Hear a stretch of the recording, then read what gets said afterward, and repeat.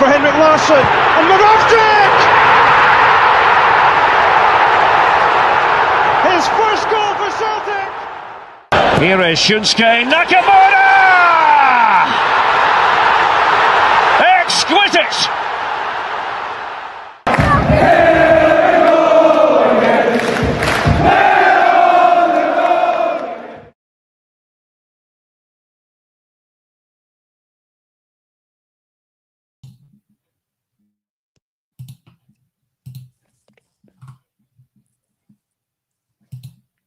Good evening and welcome back to the Celtic Unrestricted View. I'm JP, and joining me tonight this fine Monday evening, my good man, Mr. Ryan Clifford. How you doing, me man? It's good to see you. Hope you had a nice weekend. All good, mate. The performance and the result was added to that, mate. So yeah, all good. Pretty sticky in Glasgow. We'll cover that wee small matter. Pretty sticky weather around, mate. Glasgow, I think, needs a bit of a shower storm, shall we say, mate. It's been pretty warm, but apart from that, yeah, all good, mate, all good. Obviously on the day job this weekend, so obviously seen the game as well, so all good. But yeah, looking forward to obviously a new week, mate, with Celtic, hopefully some transfer business, and looking forward to game on Thursday as well, mate. But apart from that, I'm all good, mate. Hope you're well as well, and if yours also. Yeah, obviously, it was kind of you earlier to send us some footage and some evidence of your weekend, mate. It was good to see you a lovely weekend with your best man. He's actually let out the cupboard tonight. Did you take him out because he obviously that bullet header he scored at the weekend? I thought he deserved a wee night in Coldplay, mate. So I let him out for the night. Aye, brilliant. That's tremendous. Honestly, the twos are looking well. Honestly, he's looking as if he's not, maybe just no longer a shower there, I'd imagine, after the Newcastle game now. Looks like it, mate. He's wee tank top on there, so he must have been a bit of a rush to get out there. So, but aye, on yourself, we good performance the weekend, mate, and your dad let you out, mate. So enjoy yourself. It was good to get out again. Aye, as you said, my dad let me out again, and that was my wee man. His first experience of paradise at the weekend. It was great seeing his wee face lighting up when he came out and where all the seats were. Aye, tremendous, brilliant. 7-year-old, mate, and he's probably more wiser and knows more about the game than me and you, probably. I'm actually ready to hold my notice in and let him take care on this pod. Honestly, some of the stuff he was coming away with at the weekend, and I'm thinking to myself, right, he's not really that into the football yet. He's still kind of young and blah, blah, blah. But sitting at that football, mate, it really surprised me with some of the kind of buzzwords he was using in that for the game. It's Wayne's, mate, isn't it? The first experience, and obviously some kids they get into football a lot quicker than others, and some it takes them a lot of time. So, but like he says, mate, hopefully that's a good thing for him to go forward, and they'll obviously want to go and support Celtic as he gets older, mate, and see more games. So, and also we've seen a victory, mate, which is obviously important, because if we went to beat for nothing, I don't think they might go back. So, it's good to see a victory, mate, and I'm glad they had fun, mate, as well. Yeah. And obviously you guys as well that's tuning in with us, and all the viewers across the platforms. I hope you are all well. Hope everyone had a lovely weekend. And obviously this bank holiday Monday, if you managed to get it off work, hope you enjoyed yourselves. Come to some comments. John Shelley, hail, JP and Ryan, if you're on. We definitely are. We're here, John. Here we are. And Jem, evening, JP, Ryan, and the chat. Thought you were starting at 8, and what happened to Barry Bannon? Good story, actually. This is the reason why we are delayed. So apologies for the delay, first and foremost. We thought we would try and extend the time. Barry Bannon was meant to be on with us, but unfortunately, Baz he's had a problem with his car. I think one of his tyres are blown. So, dilemmas, Ryan. Joys of motoring, mate, and obviously he's got that to contend with. So Barry is a bit gutted and going with the way he was talking on the chat there, and I think he was dying to get on tonight, but unfortunately, mate, it's just one of the things you can't there's nothing you can do when you're tired, Blues. Like you says, mate, it's one of things happen in life, mate. But hopefully Baz will be back on on Thursday night, hopefully after the game. We'll be back on Thursday night after the game, the Ajax game. So Baz has got to try and get on for that for us as well. So that'll be good to get Baz back on, see how his summer's been, and obviously chat about Celtic, get his thoughts on the window and so far in pre-season. So that'll be good to get him back on. But like you says, mate, it's one of the things, it's life, innit? Things happen, mate, and we need to just move on with it. Yeah, 100%, mate. It's just one of those things. But as I said, a very warm welcome to everybody that is joining in now. Good man, Francis here, Lindsay as well. Evening, JP and the chat. Edward Diver on. Good evening, gents. Good to see you. Cheers for tuning in. The Fence says good evening also. I wonder what kind of fence that is. I wonder if it's high fence, low fence, or one of the fences with the bushes attached to it, Ryan. What do you think? I'm going to stop saying fences. Said fence that many times, you know. I said ungard. I know. I gave my fencing in the Olympics. You want to call him? He's changed his photo now. He's changed his photo to Kieran Tierney. That's because he's not wanting people to think he's Willie Collum, man. That's his stage name, Scott Melville, isn't it? Aye.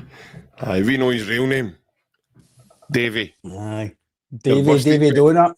Davy Donut. Davy Donut, you're busted.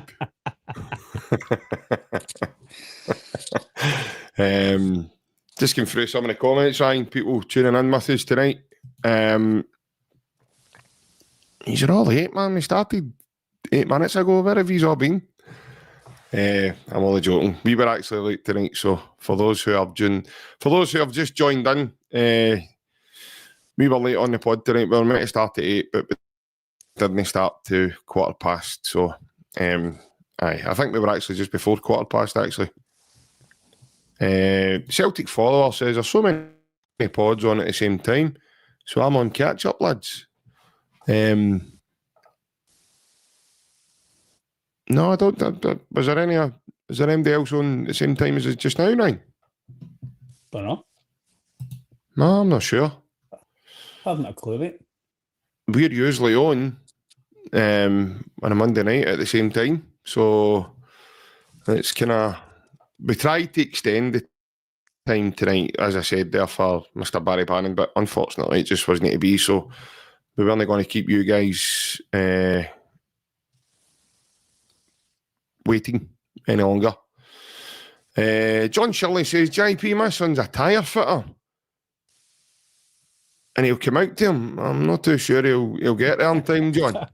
He's done so, John. Barry's doing in England, mate.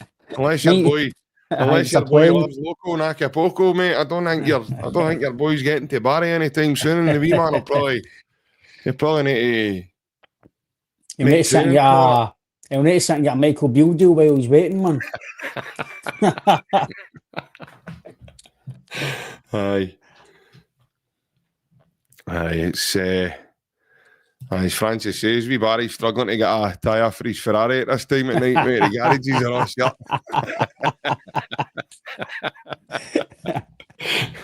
Don't let you kid you, Barry. It's a wee Fiat Punto. Don't let him kid you. Aye. It's one of the ones I know that you can lift up the bottom. It looks like a carpet, but there's a hatch here. It's when he does his pre-season training, he's allowed to run at him rather than start the engine. It's that big a motor. It's one of the ones that open up and it just steps in it. That's what I was going to say. All the boys call him Fred. That's his nickname during the summer, Fred, because of Fred Flintstone, because he runs a lanky training and that. He's wee motor. I've got a theory, mate, about that motor. I think BG will go to him along with a Paw Patrol walkie-talkies, by the way, I'm telling you. Oh, BG on his Pepper Pig Paw Patrol things, man. Yeah. A wee message from our sponsor tonight as well. Says, evening, lads and the viewers. Hope you're all well, having a great chat. We're having a great chat, but he says having a great holiday weekend. Aye, same to yourself, big fella. Aye. Hope you're well. Hope you're well, Bev. Hope you're well. Dom says, do you think our current squad is good enough for the Champions League qualifiers? We'll come to that, Dom. We will come to that, mate. George says, where's Aaron? Up to Enoch's in the Scott too. What's that? George says, where's Aaron? He's up at Enoch's in the Scott. Yeah. He's in St Enoch Square right now, mate. He's doing it at St Enoch Square now.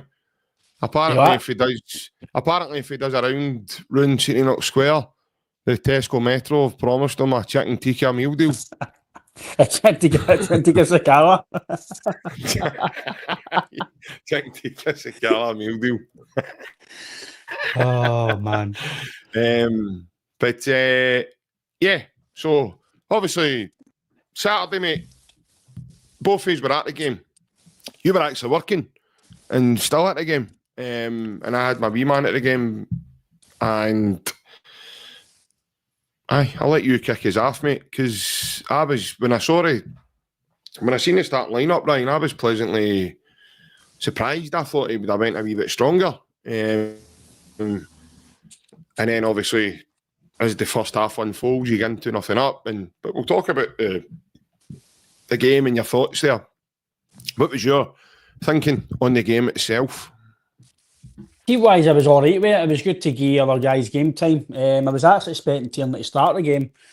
But obviously, come on, and he get that good kind of crowd reaction, which was pretty deserved, because there's only certain players really get that sort of, or should deserve as well, that kind of accolation, mate, and hopefully there's many of that to come. I was pleased that Newcastle played a pretty strong team as well. I wasn't wanting them to not really play a lot of first teamers, and then I was wanting them to play first teamers, as a test for us, and it was a test. Personally, I don't look into it too much because they've only been back about 10 days. We've been back maybe 3 to 4 weeks now, something like that, something learn about that. So in terms of that, I don't take too much of that side of it, but what you take is how the team performed, how you kind of score some goals, and some of your patterns of play, and the fitness levels. We did look quite sharp. Some of the football was pretty good. We also touched on Tierney for his ball in the box for one of the goals for Scales' header. So yeah, some pretty good football, mate.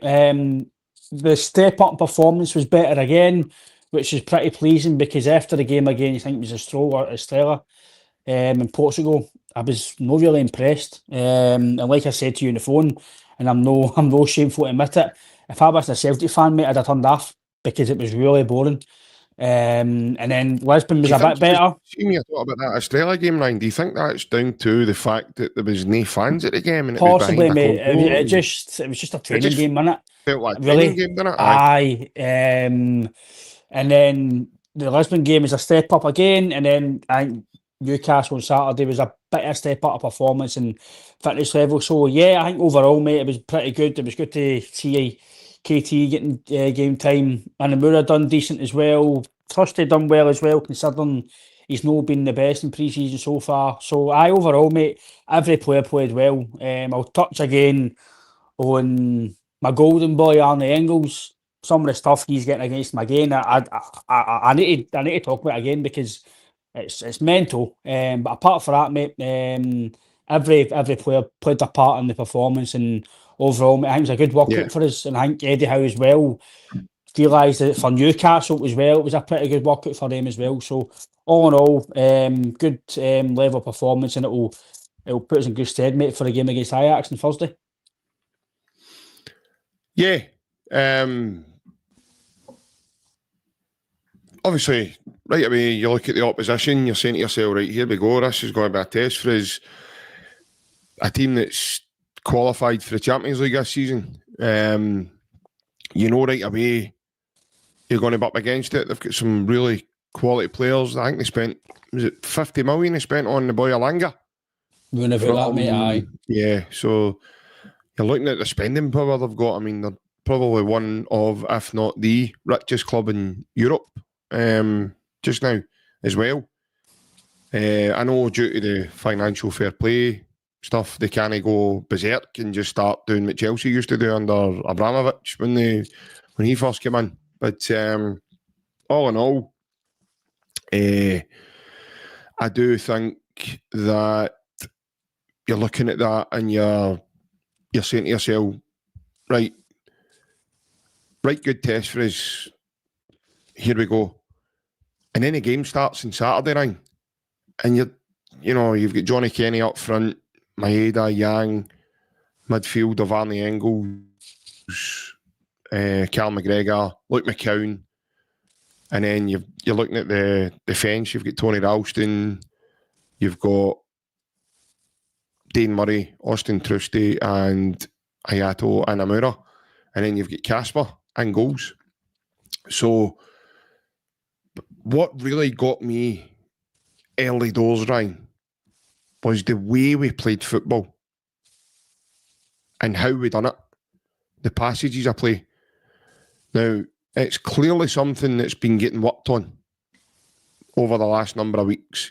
I've noticed a change in the way we're playing. We look like a team that's so competent on the ball.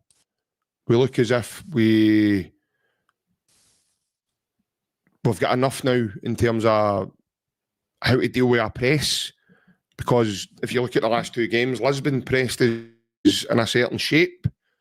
Trankau was our main trigger. And the lad through the middle and the boy in the middle of the platform was the other kind of triggered press. At the weekend, you had the boy Osula and the boy Harvey Barnes was their two main triggers to press.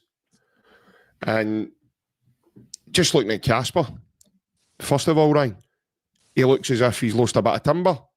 I think he's been listening to this podcast. Honestly, mate, not just about that, mate. I know we're having a laugh here, but he just looks as if he's refreshed. He looks as if he's ready to go. His football's so crisp. His passing so crisp. I noticed spells of the first half at the weekend, Ryan. I thought he was getting used as an extra outfield player. That's kind of essentially the way we were playing. He was coming out the box, but he was also pinging the ball about. Now, Celtic were not only were they pinging the ball about, but they were doing it at pace, Ryan. They were doing it with a nice tempo. And I think that's been very telling me, especially over the last two games. You look at some of the passages I play even in Lisbon, and you can tell me, Luke McCown taking the ball in a half turn, Engels dropping into the six to take the pressure off McGregor, allowing McGregor to go that kind of step higher into the mid-60s and, coming forward to try and create space for the wingers to move through lines. And it's all happening really, really fast. But I'm amazed, Ryan, at the way we're playing just now. And I think we can now see how comfortable it's going to be as we go when the season kicks off a week on Sunday, mate. One thing I will say is I don't want Celtic fans thinking because we've had two good results now that we don't need to strengthen the team and these guys are all right. Aye, they are all right, but this is where I came away for that game on Saturday. I don't know if any other Celtic fans thought about it yourself, but I came away for that game. I came home on Saturday night after the game, and obviously my day job, and I was like, right, Shin, pre-season or no, you can play against that opposition. We've seen it in Europe. You've got a good team here. Back the manager and go and ruin Scottish football again. That was the first thing I came out of the game. I came home. I thought, right, back him. Go and spend a bit of cash, add quality, and go and do the same again. Because you've got the basis. You're a good team here. You've got even I might not be Scales' biggest fan or Taylor's when he was here. But they're decent squad players. I.e., Scales is maybe some people maybe he's been a squad player. Yeah, he's there. That's telling a different story, mate. That's telling a different story. That tells me that the two yous are a wee bit closer than one another than actually meets the eye. But when it's football, mate, I need to take out my love for him, and I need to just be honest about him. Say, Liam, back the cupboard, son. Not good enough, you know what I mean? But no, in a serious matter, mate, in terms of like Scales and say McKibben, maybe Bernardo to a degree, guys who can come in and out and still play at a decent level. I like Bernardo, but he's got to he's again probably people talk about Engels having a big season. Bernardo's probably got a big season now. To try and get in the team and try and play more consistently and stay fit as well. McKibben's done reasonably well as well in pre-season, but again, I still think McKibben, for me, McKibben's probably a squad player. He can come in and play now and again. He'll do well for you, but I think there's still levels. But we're starting to play a bit more football. It was really attacking. We defended really well. I thought Trusty, when Trusty defends and he doesn't need to think about it, he's good. We've seen it in Europe, playing against some of the best players in the world, or in Europe, sorry. In that format, he was good. But seems like time on the ball and he's got to think. That's what you get in Scotland. And I think sometimes because you get too much time, it's like, do I pass it? Do I go long? And then sometimes I think he flaps a wee bit, but then seeing he's getting no time and he's got to defend, he defends. He was strong at the weekend. One or two things with Dane Murray, I think there's reasons why he might not play. There was one doing obviously the side I was at, and he seen the ball, looked at the defender, looked at the ball, and he missed it. And see if that's against a better team, they're through and goal. Or a fitter team, shall I say, they're flying. And you're probably a goal down or a goal up, whatever it is in terms of that capacity. So that's what we're better. But overall, mate, I was impressed with the team. The fact we kept going to the end, but I do want to mention one player in particular who I know you probably want to touch on as well, mate. It's Johnny Kenny. I'm not saying right now that he's good enough to be the main man. I'm not saying he's good enough to be the second choice, third choice, or whatever. But one thing I would say to other guys in the team who might not be getting game time, or even if you're Adam either, guys who are trying to be the main man and try to basically, I'm not saying look at Kenny as a role model, but look at his attitude, his desire, his work rate, everything. That's all we ask as a Celtic fan. You might not be the best player, you might not be a seasoned pro, you might not be a starter every week, but see if you're able to come in and contribute that Kenny done in terms of he scored a goal, he was unlucky with one, he probably should have scored if it was a sitter, but he annoyed Newcastle, he gave Dan Burner torrid time. Yeah. See if PALMA Yamada or any other guy who's not really playing, if it was Marco TILLIO or if it was PALMA, other guys who were in the fringes or not even playing, just look at that. Even young players, I know Kenny's young himself, but just he might not be JP the guy that's going to score his goals in the future. He might not be the main guy. He might not be that. He might get better on loan. He might be on loan. Who knows? But even guys like Osmond, just look at Kenny. Just work hard.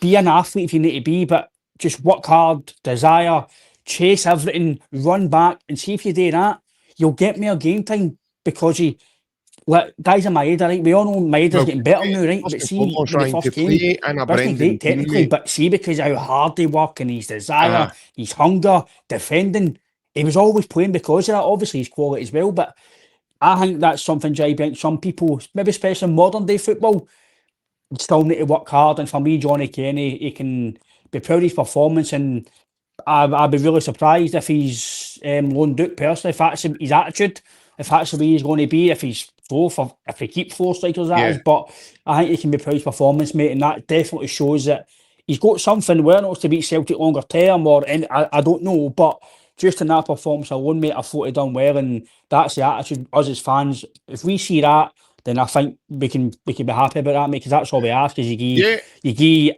everything on the park, blood, sweat and tears, and you try your hardest, mate, and that's all we ask for. Yeah, 100%, mate. And I think, see, when you look at the goalie scores, Sound, right, albeit... Sound. What's wrong? Something twigged. Can you hear me? Went, mate. Can't hear you. Hold on a second. Well, JP's away. Is he back? Can you hear me? Are you back? Yeah. Can't hear you. Try ya.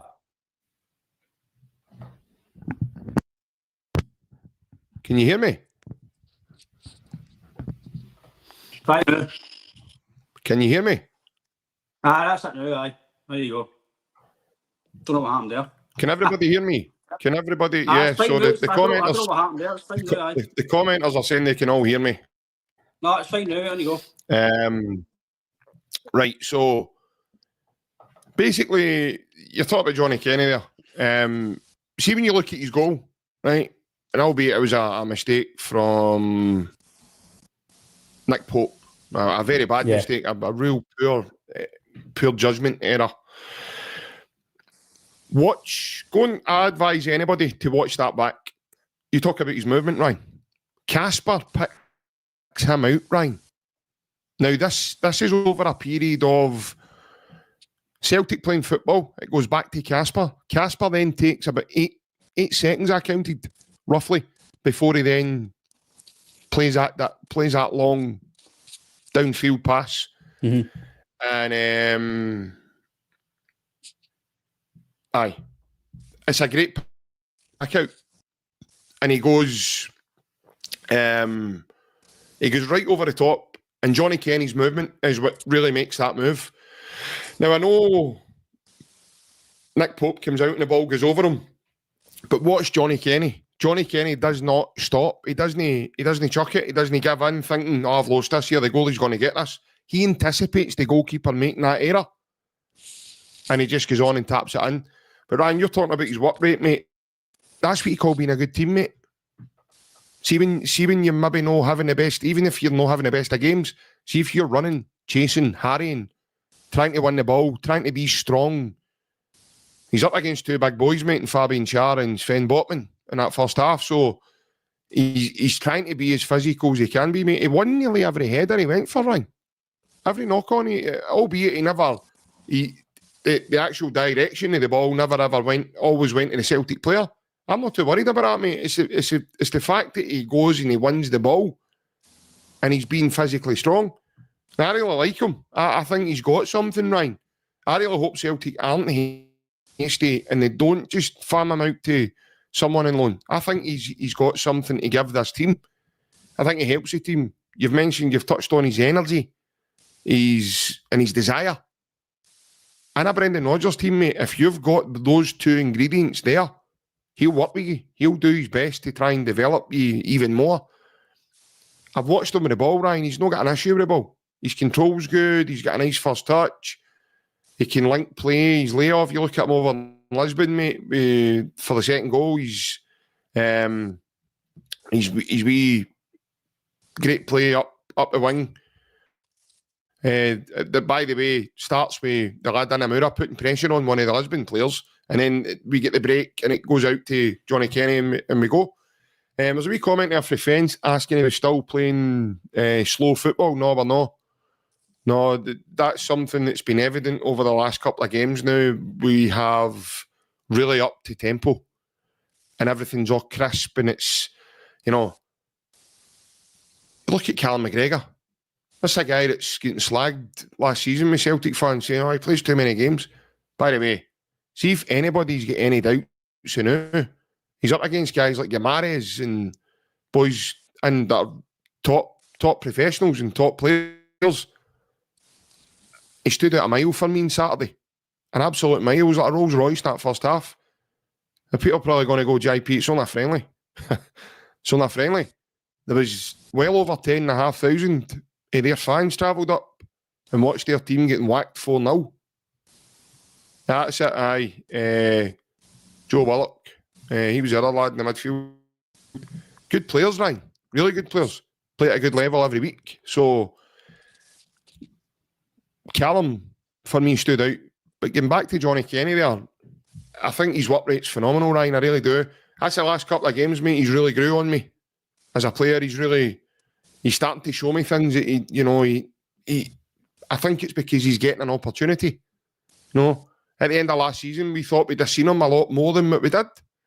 And I've been really, really surprised at just how good he actually is, both technically and physically. Because it's hard, Ryan, isn't it? Seeing a young lad and he's out on loan to Shamrock Rovers and he's scoring goals and he's playing in Europa Conference and he's doing it, and then he comes in. No disrespect to Shamrock, right? I know they've done well in Europe. They've had a couple of good runs here and there. But moving to Celtic, mate, even with Liam Scales, that jump up's massive, mate. Massive. You're playing, no disrespect, you are going and playing against guys like, Paddy McClumford to to then go on and... I know you're laughing now, right? But you're playing with guys like Paddy Paddy. McClumford. To go on and... to go on and playing against... To go on and playing against guys like Rudiger. The jump's massive, mate. You know, it's the gulf there is frightening. And I do apologise if there even is I think I done a Kevin Bridges there when he talks about Chad Togan, but I do apologise there if there's such a guy called Paddy McClumford and he Paddy, actually where plays in the League of Ireland. Paddy, where you from Ireland, Springburn? Aye. Whereabouts in Ireland you from, Paddy? Tollcross. Yeah, Tollcross, mate. No, I do apologise if there's a Paddy McClumford out there, and I didn't mean that to offend anybody. But Ryan, obviously, while we've been chatting, mate, our good man, Mr. Barry Bannon, due to not being on with us tonight, not being able to get on, he's actually sent us a video. So I think it's only fair that we, as you know, mate, we have encouraged this as a channel. We've got a couple of videos, so but Baz has sent us a wee video. It's just over 4 minutes long, so I'm going to put it up. We'll hear what Baz is saying. It might give us something else to... You know what Baz is like, mate? He's going to throw a curveball in all this, and he'll probably talk about, you know, he does link-up play, and we're not even ready to talk about it yet, do you know what I mean? And he'll be asking how Paddy is. Aye, Paddy McClumford, I know. Paddy was no bad, mate. He done well against Linfield in the Champions League qualifiers there for Shelburne. But, aye, as I say, here's a wee video for Barry Bannon, folks, and obviously we'll then have a wee chat regarding the thoughts. Hi lads, sorry I can't make it on tonight. Someone's come up last minute. I know you're talking about the Celtic Newcastle friendly game at the weekend. I was lucky enough to watch it. I thought Celtic were brilliant. Start to finish, I think you could see there was a team there who had clearly played and been back for a lot longer than the other team. Celtic obviously a couple of weeks back now in Newcastle, obviously second game or so pre-season, and it showed with the fitness levels with our players. I thought they were brilliant from start to finish, the pressing, unbelievable. First half I was really impressed with Inamura at left back, passes the ball lovely, seems quite aggressive, and he's a fair size a boy as well, so he's really impressed me. I thought Yang was very good. Lively Yang was, fast, getting good balls in. I was really impressed with Yang. I thought Austin Trusty was good. He done really well. That Asula's a handful at times. Big quick boy, and I thought Trusty matched him stride for stride and out-muscled him at times as well. So I seen him against Sporting in Lisbon as well, and I thought he done well in the last 30 minutes that night. So he looks as if he's done quite well in pre-season, which is a boost, because we definitely need him to turn up this season. Obviously, I thought Johnny Kenny was really good. He's a pest, can get about, quite athletic, strong, and he showed some lovely touches with the wee layoffs that he was doing and stuff. I was impressed with Johnny Kenny up front. Obviously gets his goal as well. They're chasing a lost cause really. But he looks as if he's hungry, that boy, and he could be a good one to watch this season if he doesn't end up going on loan. It just depends with the money that Celtic are going to spend the next few weeks. But he's done really well this pre-season as well. And then second half, I thought Kieran Tierney was brilliant when he came on. Obviously sets up skills his goal with a great 1-2 and a great cross. I like the boy Nygren. For what I've seen early doors, I think he picks up really great positions, floats in between their defence and behind their midfielders, picks the ball up and likes to drive forward. He's impressed me. Looks a really very good technical footballer, a bit like similar to Matt O'Reilly, where he's not really quick, but he glides with the ball and takes up lovely positions. So I'm excited to see that Nygren and how he develops this season.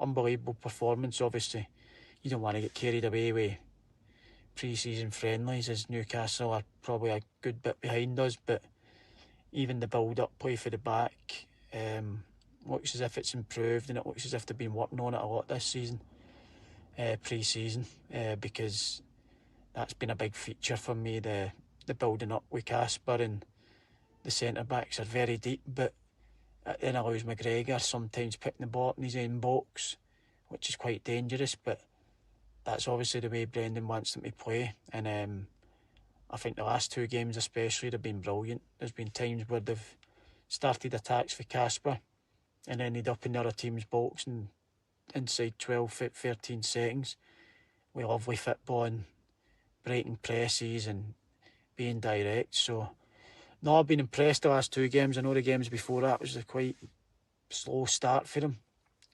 I think you're now starting to see connections, and Brendan starting to field some of his strongest, not the strongest team as yet, but he's ready to start playing the stronger team now and getting ready for the season. So I think the next few games with this tournament at the weekend, you'll start to see probably a stronger 11, and probably 11 that'll look like they're going to start the season. So no, I'm really impressed with the last 2 games. I'd like to see a few additions in the next couple of weeks though, to really strengthen the team, but I'm excited. So I hope that's good for you lads, and have a great night. And once again, sorry, but I'll be on hopefully Thursday night. So all the best, enjoy.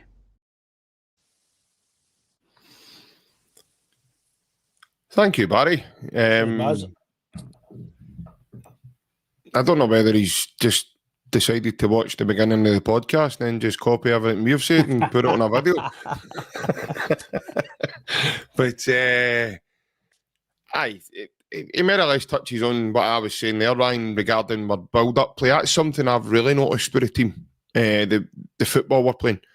I'm glad he mentioned Aramura. I really am, because this seems to be, a lot of Celtic fans are miffed by Aramura, you know, and it seems to be bypassing people. My wee boy, he's only 7. Now, he doesn't really know that much about football. And he loves him. Absolutely loves him, just for, as Barry says there, his aggression, Ryan. The way he plays. He's not the biggest and bulkiest of guys, but he makes it, he's just, as he said about Johnny Kenny, he's an absolute pest. He goes touch tight with people, and I like that, Ryan. He just lets people know he's there. And there was a couple at the weekend where he actually stops Trippier at source. See if you go and watch it, but he stops Trippier. You know how good a crosser of the ball Kieran Trippier is? He stops him at source about 2 or 3 times in the first half. As if to say, you're going nowhere, son. Here, I'm right here at you. You're not getting by me here. And he's bang on, Ryan. He's one of the cleanest passers of the ball we've probably got in the team. He very seldom gives the ball away, Ryan. He very seldom does the daft thing. He very seldom does something stupid with it. And I think his intelligence is brilliant, Ryan, the way he reads a game in a mirror. There was a couple of ones they played a diag early tapium, and it looks like, from where I was sitting in the north stand, it looked like he was dilly-dallying, but he covers the ground really well, Ryan. He's got that kind of a wee turn of speed as well there. And I was glad Baz touched on that there, Ryan. I really was, because I don't think a lot of Celtic fans are talking about it anymore. And I think it's getting underlooked by Kieran Tierney coming back, and this is happening and that's happening. But for 250 grand, mate, so far so good, mate. Aye, like I says, obviously I want to see him defend a bit more, because he's been tested in terms of the opposition, but he's not had to do too much defending yet, which is also good, because it means the team are doing well. Because see, as a defender, if you're having to do a lot of defending, your team's not doing well. Your midfield are not doing well. If you need to defend, it's the same with a goalkeeper. I know the goalie's there people might think that sounds crazy, but I know a goalie's there to stop shots and save goals to get in and stuff like that. But if your goalies have to make save after save after, that means you're not doing well. Your defence only solid, your midfield are letting the runners through. You're not doing well if that's the case. So the fact that he didn't have to do a lot of defending, which is impressive for a full team. But no, he does look like he can ping a ball. He does look controlled. he's going to be one of the ones where you'll see him probably progressively get better. We don't know what Brendan's got from yet. Is he going to be the cover for Tierney? Is he going to be a centre back for us? Or is he going to get on loan? We generally don't know. We can't base it on 2 games. We can only see that he's done okay so far. He's definitely got a good left foot. You can see that. He looks fit as well. Again, like Baz mentioned, we mentioned Johnny Kenny. He was a pest. There was one in the first half where he got his arse into I don't know if it was Dan Burn or Fabian Shaw.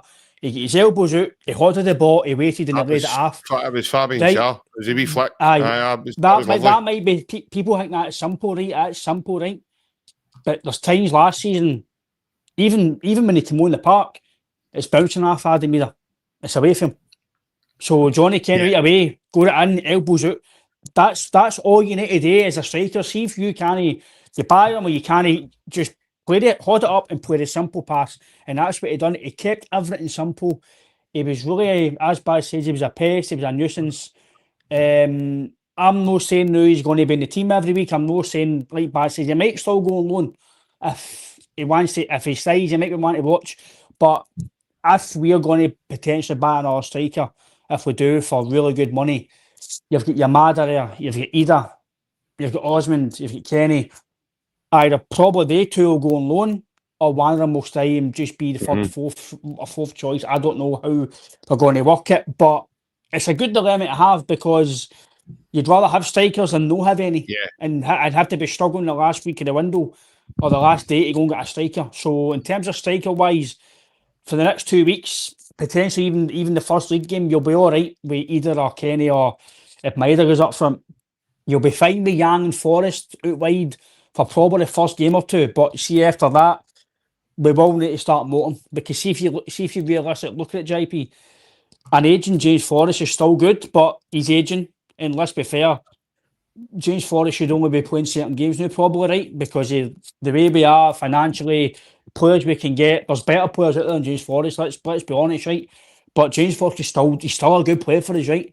Jan did do well on Saturday, but longer term, can I see Jan playing every week? I can't, right? Jota's not here until January potentially. Ryan, hold on, you're in the zone there, right? Hold on, keep that thought, right? There's a wee comment there for Sligo boy. He says, JP, does your boy call you Da or Mister? Well, he certainly doesn't call me Mister because he's not a stranger. Why would he call me Mister? I've never heard of that in my life. No, 9 times out of 10 he calls me mate, to be honest. But when he's wanting me for something, he calls me daddy. He doesn't call me any name. He doesn't say da or. I don't know. I've never heard any kid call their mum Mrs. or their dad Mister. No, it's a new one. Sorry, Ryan. I just when I seen that. I think in terms of when you look at the squad, as much as the wing position, we definitely need quality. Striker position for me, we'll touch on it a wee bit, and I'm not going to batter him, but he did all right. Me, come on, but there's parts of his game for me. I've just touched him now, and you can touch on JP, but I just think he's lazy, JP. I really do. I don't like his attitude. He doesn't look fit again. I hope in the next few weeks he gets fitter, and maybe it's just me, but compared to Johnny Kenny was off. He was sharp. He was quick. It's like he's got to power himself either to. Maybe that's just the way he is, but it doesn't look mobile, for me. I just think, compared to Johnny Kenny, if you're talking about the way they are, Johnny Kenny's, in terms of fitness and the way he looked on Saturday, Johnny Kenny looks ahead of him in terms of everything about the game. I'm not saying he's better. I'm not saying he's better than him, but on that performance on Saturday, either of us can want to try to sprint, but I'm like, are you doing that because I've seen Johnny Kenny doing that? And do you know that? I can get where you're coming from, Ida, but I think Ida's going through a wee bit the new, mate, where he's maybe low in confidence. And it's hardly surprising, mate, with the amount of bashing he's taking off his Celtic fans. But see, this is his biggest chance now to be the Celtic number 9, if that's what he wants. Right? So you should be up every day training ready to go on and show the gaffer that you shouldn't be low on confidence, mate. When you're pre-season, it's new, it's exciting. Listen, mate, Do you know what I mean? See, when you've got a fan base like some of your fans saying the things that they're saying about them, mate, But you need to block that out, though. That's at that level. You need to block that out. You can't listen to you can block some of it out, mate. Aye, but listen, some of it's bizarre. Some of it's the most personal thing I've ever saw as no, well. 100%. If you're getting personal, then that's bad.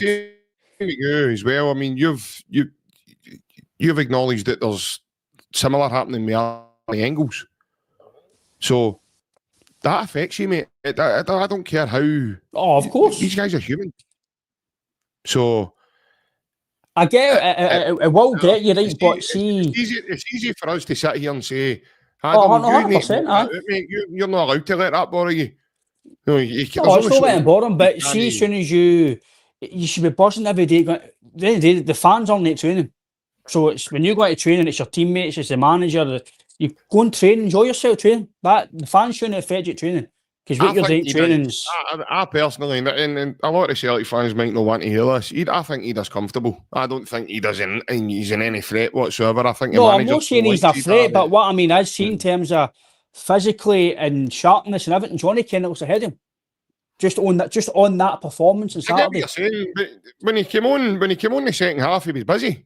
For me, he looked busy. But that's what I'm saying. Is he doing that because he's just seen? Is he doing that because he's just seen Johnny Kennedy and now he knows like I need to bust my balls here? Maybe he's got that. He's got a wee bit of competition now. So maybe that's going to be a good thing for Adam Ida. Maybe that might trigger something in Adam, and we might start to see the best in Adam Ida. Who knows, mate? Because when you're in that sort of, you've been there, Ryan. So we know what it's like when you've got people challenging you, training with you, and then you're busting your backside to make sure you're in the manager's plans for the weekend. And I doubt it's any change at that level. I mean, obviously we've got a good friend in Barry Bannon. Baz would probably vouch for that as well. All the boys probably. There's not one boy in the team that probably doesn't bust their backside at training. And if they do, then they're the ones that are normally moved on pretty quickly.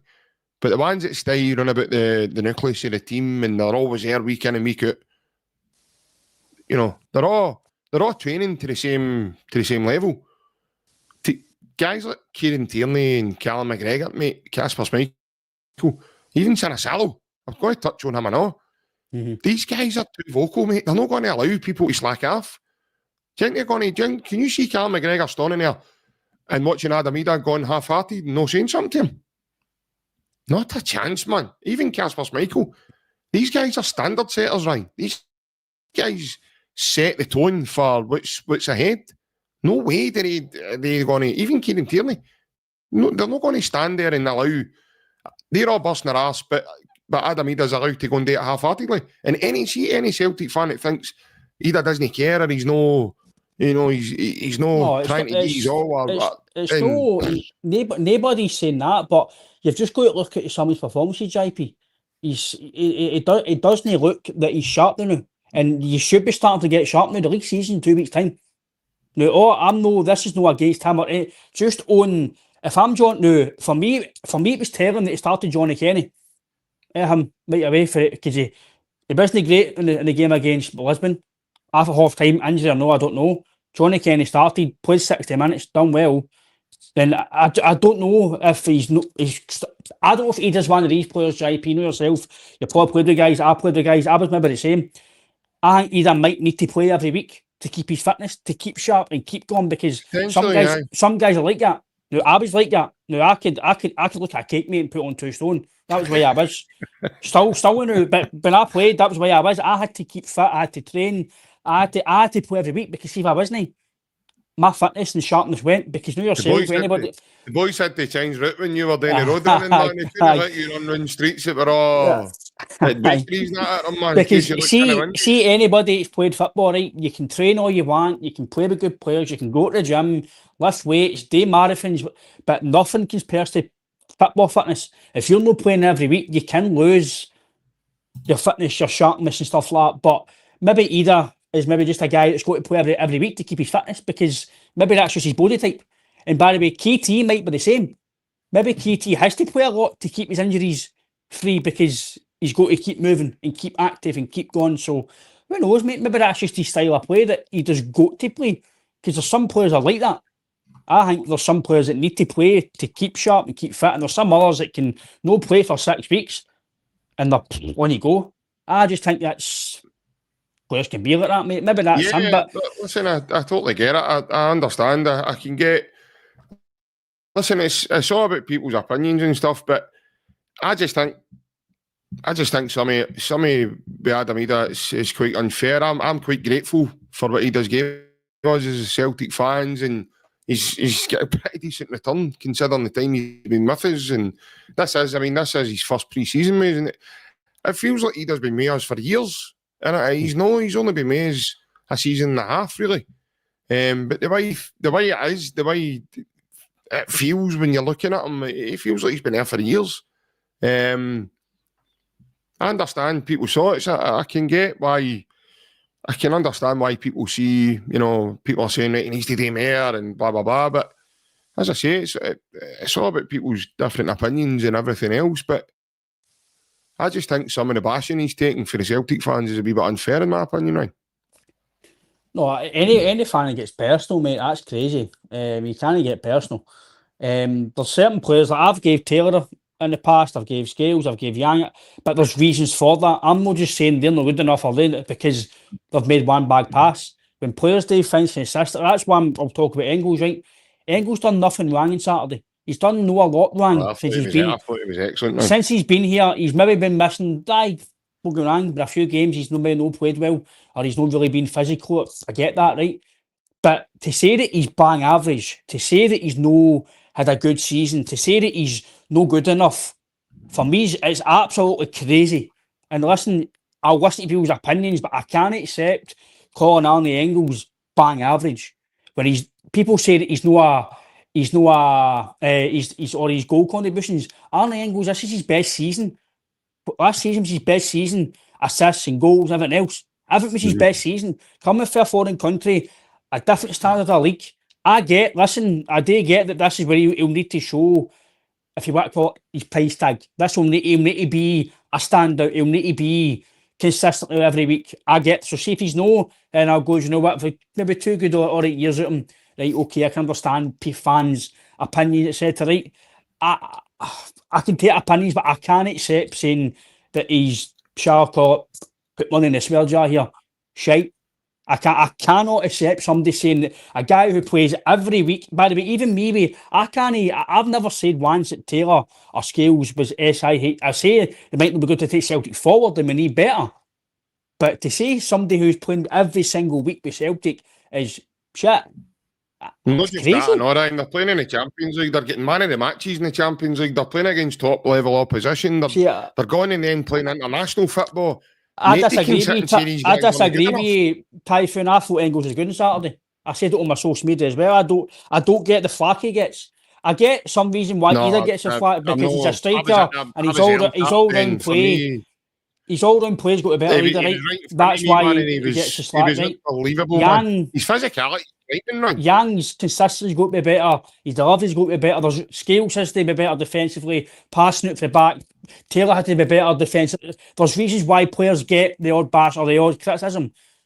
I get Engels might need to do a bit better on certain things, but to say that he's honking and I think Pete Oil takes penalties. Right, why don't you go step up the Celtic? No, hold on a minute. Right. Hold on a minute, Ryan. I'm not having that. See if you're talking about just the penalty on Saturday. What about the run he makes before the penalty? That's what I mean. He actually creates a penalty with that powerful run he makes. Now, he ran about 45 yards to get there in order for that challenge to be put on him for a penalty in the first place. But nobody talks about that. See, people say penalties is easy now. It's a game against Port as well. He's wee to lay off from the town's goal. Nobody talks about that, right? They all talk about like them across the water Tavernier. Or listen, why don't you go up in front of 60,000, 50,000 every week with the pressure? But with the pressure, he go and score a penalty in cup finals and European champ. Only go then. You go step out your house and go, I'll just step up.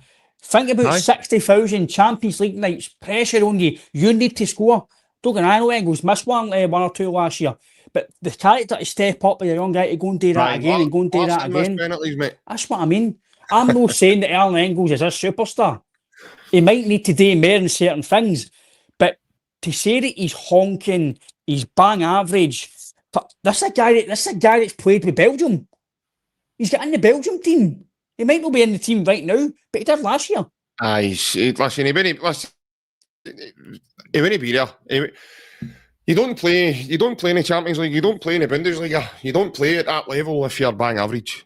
Bang average players don't play in the Bundesliga.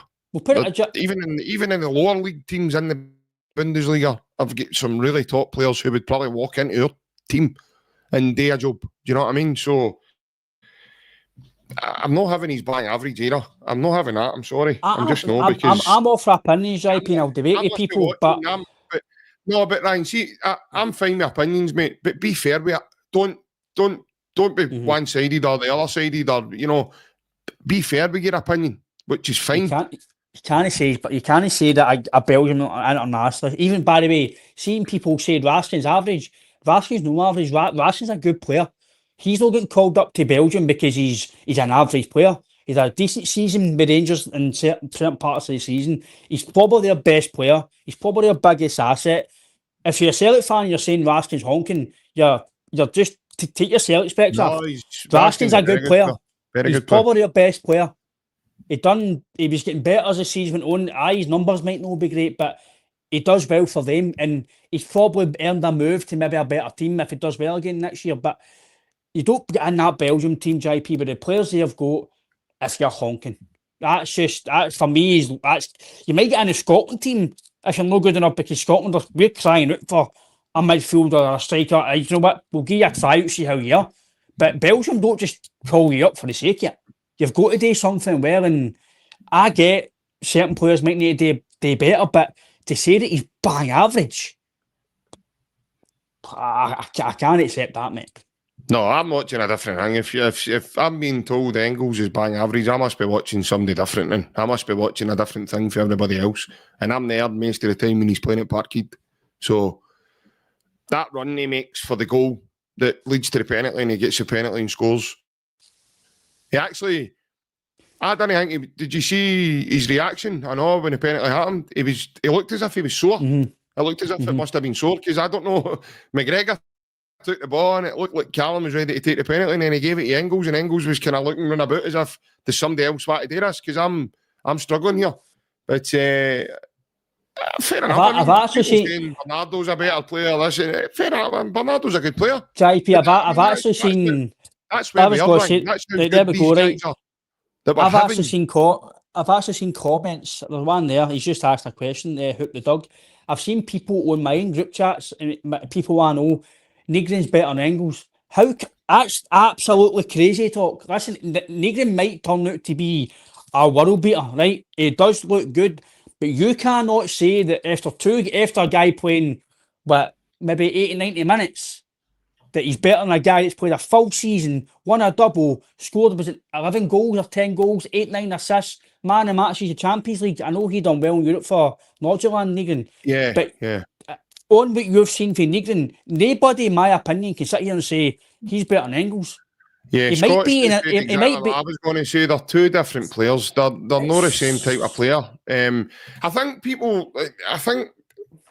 they are in the Engels thing, and I said this to you when we were talking to Paul John Dykes on the Axom channel, right?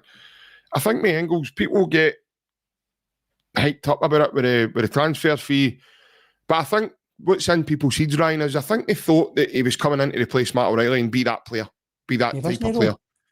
No, but well, we know that. That's what I'm saying. But the Celtic fans' perception of it at the time thought, right, he's replacing Matt O'Reilly. He's coming into the team to do that. That's not the type of player he is. I've pointed out a couple of times through the channels, through speaking to Barry, through speaking to William Glavin, even Anthony Joseph and Michael Stewart, when we had this chat about Engels and everything else. And I says to them at the time, Engels was brought in for the physicality level for us to play in the Champions League. Peter Martin spoke to us about this, I know. So, and we had a long chat with Peter in the morning before we even recorded, and then even afterwards. And he agreed. You look at his running power, Ryan, against Atalanta. He's the reason, by the way, Ademola Lookman never played that night.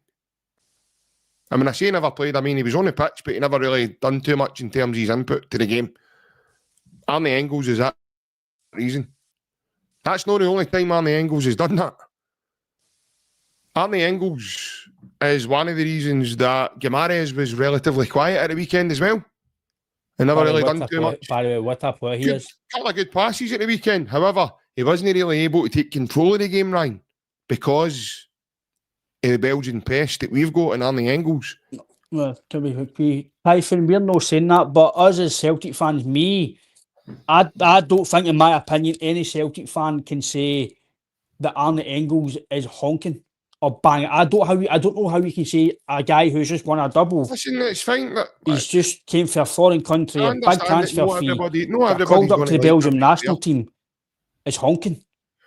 I personally, if somebody can want to sit and debate me and say, fair enough, I'll accept your argument, but I can't accept you saying that a Belgium internationalist who's just won a double with Celtic, getting called up to the national team, he said his best career in terms of numbers. Yeah. It might be because JP, exactly, and it's all about opinions, mate. I'll accept opinions all the time. This is why we do this. People's opinions, it's unrestricted. Put your view in, and we'll debate about it. But for me, JP, I think he does things that people don't notice. People notice his goals or his assists or the bad pass he makes or the corner kick that he might have no done well. Just about every corner kick for me, his delivery's top class. How many times have I said to you, we've spoke about his defence splitting distribution pass? He does at least two a game. Puddle right into my head or run to Johnny Kenny, run there all the time. His vision, mate. His vision's unbelievable. He done it the other day to my head. And I don't know, it's just one of the things, mate. It's people's opinions, but to say that he's no great, then I'm not saying he's a superstar. For anybody to sit and say, because we think that he's not bang average, then we think we're right and every other Celtic fan's totally wrong. I mean, that's the most ridiculous thing I've ever heard. No, I'm not saying that. I'm just saying my opinion. That was a comment that came in there. So that's not what we're saying. What we're saying is he's not a bang average footballer. And there's evidence, significant evidence, to back that up. If somebody's got an opinion to say that he's bang average, that's fine. That's totally fine. But what me and Ryan we've given an explanation as to why he's not bang average. But if someone then still thinks he's bang average, then that's totally fine. That's totally fine. I mean, that's, we'll move on. Because obviously we'll need to, because we've got other things we want to mention as well. One of them being is this man here, Shin Yamada, who made a wee appearance on Saturday night at the game, and obviously gets the jargon straight away, mate. In English, says to us all, come on the hoops. In terms of your thoughts on Shin, Ryan, where are you with that one? He actually got a really good reception, mate. I thought we were signing Ronaldinho. He got a really good reception. He's R9. He get a really good reception, mate. So, like I says, mate, he's apparently really, really quick, faster than Maeda. He done good numbers in Japan last year. The team that he left, I think Frontline they're called. They've been pretty disappointed that he's left. Who did he leave? Who did you say?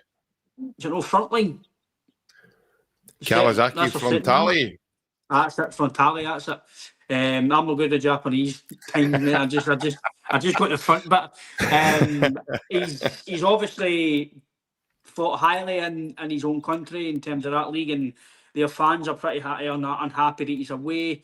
He's obviously got an eye for goal and his goal record last year. This year, like I says, I thought that was really telling, Ryan, as well, when he said about he's known about this move since January. I seen that, mate.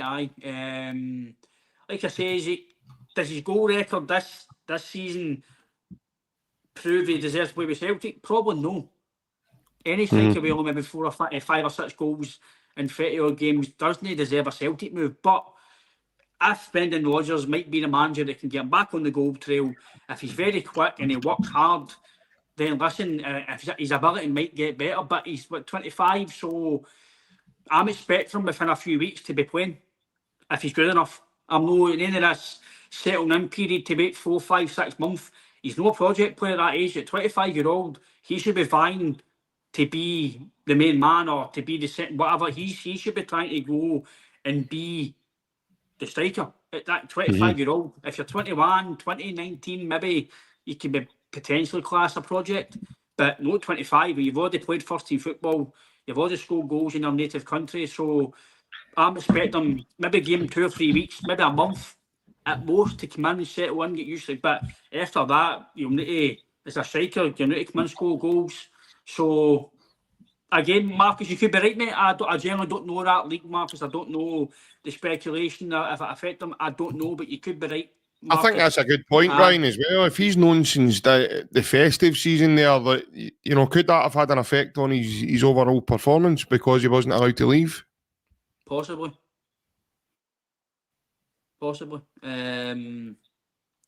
I've seen a comment. I mean, there's been a lot of talk about Nicholas Kuhn's head getting turned and everything else with potential transfers and everything else before. Obviously, Nicholas has now moved on for the club, but so for the very same thing, I mean, that could have happened with Shin. I've seen a comment there. I don't know who it was from. Sorry. They asked, is either a Kenny bang average? No, because I'm playing with Celtic. You can't. Either I might not be his biggest fan, right? He might not be good enough to play with Celtic as a main man, but I'm not going to sit and say he's bang average because he's playing with Celtic. He's playing with Ireland. I might not be his biggest fan. I might say he's got to do better. He might not be the best of football players, but I'm not going to sit and say that a football player who's playing with Celtic, no matter what I think about him, is bang average. I might say during that performance, he was honking today. Maybe I laugh, I joke, he's honking, he's this, but in a serious matter, I'm never going to sit on a podcast on this in a serious conversation and say, even Liam Scales, he's bang average. As much as I'm not his biggest fan and he's got things that he's got to do a lot better, he has played in the Champions League, he's won doubles, he's played at a high level that I'll never play at. I can never call a professional football player who's played with Celtic bang average because I was bang average. That's why I played amateur and whatever I played at. I didn't play at that level because I was good enough. They're good enough to get to that level. So I can't sit and say, you're bang average. I can say they're not good enough to maybe take us forward and maybe need to buy better. But I can't sit and say a Celtic player's bang average because I never got there. I never will. And I know the sacrifices and how hard it is to get to that level in terms of your diet, everything. It's phenomenal to get to that level. So have an opinion and say, he's got to do better, he's not good enough for maybe longer term, but I've never ever call a football player in a serious, have a banter drive on him, he's bang average, it's a laugh, a joke, but in a proper serious football conversation, you can't say, in my opinion, I'll never say that a Celtic player is bang average because I'm playing at a level I'll never play at and I'll never get to. Yeah, well, I mean, especially current days now, I mean, Celtic have been lucky enough to be playing in Europe and doing it quite regularly over the last couple of years. I know I've got a playoff just now to try and get back into the Champions League direct, but over the last couple of years, due to the coefficient points and everything else we have had, we've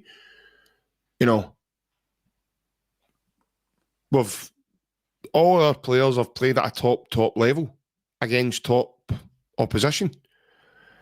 And we're being guided by a top elite manager, in my opinion, and a top level captain who he's elite at what he does himself and the way he goes about his business and modern day professional and everything else. So the way we do it, Ryan, in my opinion, is